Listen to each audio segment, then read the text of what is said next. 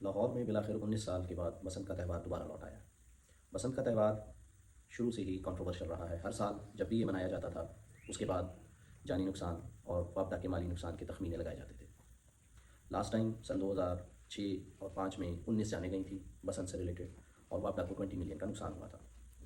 پاکستانی سیاست میں بھی دیکھا جائے تو بسنت کو ایز اے ڈسٹریکٹر استعمال کیا گیا۔ خود مسلم لیگ نون کے خلاف پیپلز پارٹی کے گورنر سلمان تاثیر نے بسنت کو ایز اے ڈسٹریکٹر استعمال کرنے کی کوشش کی 2010 میں، جب ایک طویل بین کے بعد بسنت منانے کا اعلان کیا گیا۔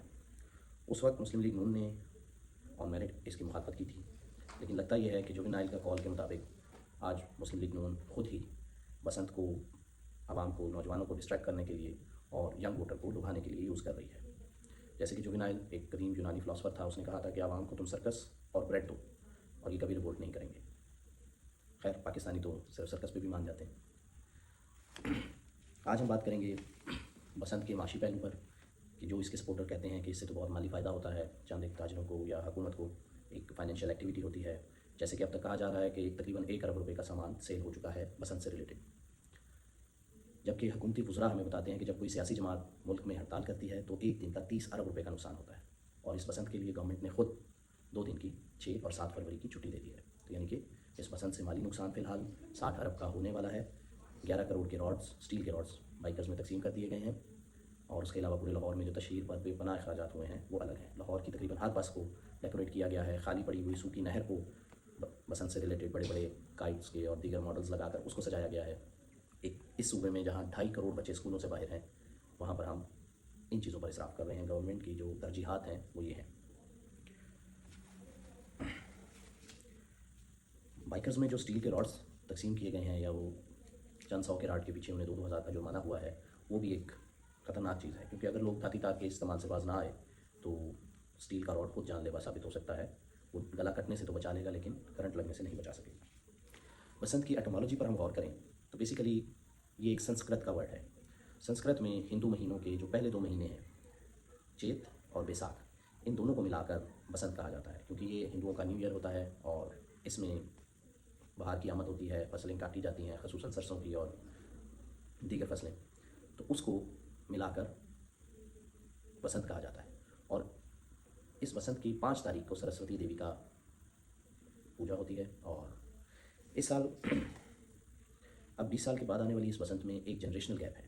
ہمیں پہلے ہر سال مولوی بتایا کرتا تھا کہ یہ تو کوئی ہندوؤں کا تہوار ہے اور وہ کسی بلاسفیمس شخص کی یاد میں اس کو مناتے ہیں، اس کا ماتم خوشی مناتے ہیں، جو بھی کرتے ہیں۔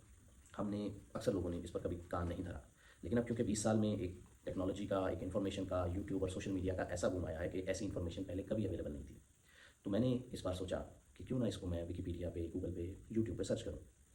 تو اس کو میں نے جب چیک کیا حقیقت رائے لکھ کر، تو مجھے واقعی یہ جان کر حیرت ہوئی کہ مولوی ٹھیک کہتا تھا۔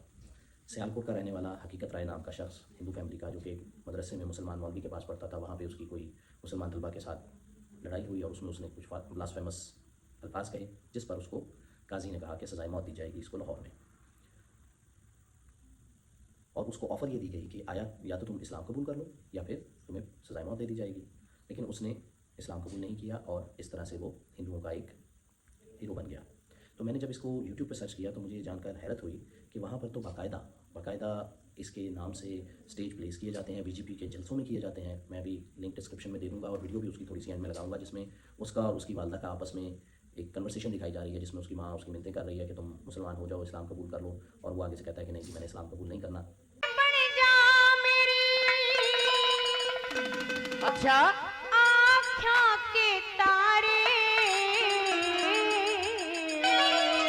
لیکن اور اسلام دھرم نہ کروں میں قبول، اسلام دھرم نہ کروں میں قبول، مسلمان بن جا میری آنکھوں کے تارے، اسلام دھرم نہ کروں میں قبول، اسلام دھرم نہ کروں میں قبول۔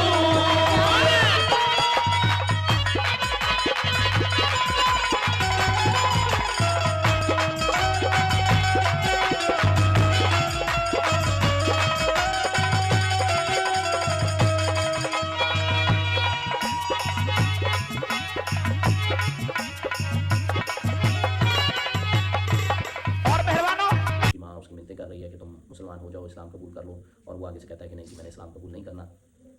تو اس کے علاوہ ایک اور حیرانی کی بات جو میرے لیے تھی کہ جب میں نے اس کو گوگل پہ سرچ کیا تو ورڈ پریس ایک بڑی فیمس سائٹ ہے, آرٹیکلز اچھے وہاں پر ہوتے ہیں. وہاں پر ہندو اسپیکس کے نام سے ایک رائٹر کا آرٹیکل تھا 2013 کا لکھا ہوا, اور جب میں نے اس آرٹیکل کو اوپن کرنے کی کوشش کی, یہ آپ کو اسکرین پہ نظر آ رہا ہوگا, تو یہ ایرر آ گیا 405 کے, اس آرٹیکل کو گورنمنٹ آف پاکستان کی ریکویسٹ پر بین کر دیا گیا, بلاک کر دیا گیا. تو مجھے تجسس ہوا, کچھ VPN اور کچھ باہر کے دوستوں کی مدد سے میں نے اس کو اوپن کر کے پڑھا. آپ کے ساتھ اسکرین شیئر کرتا ہوں, اسکرین شاٹ. اس میں بھی باقاعدہ اس بات کی کنفرمیشن کی گئی کہ یہ معاملہ ہوا تھا.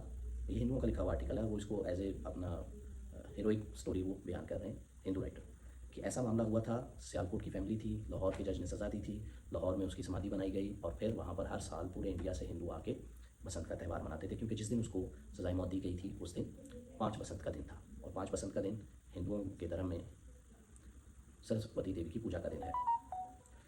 تو یہ جو مذہبی پہلو ہے اس کا, اسلام بیسیکلی تہوار منانے سے بالکل منع نہیں کرتا.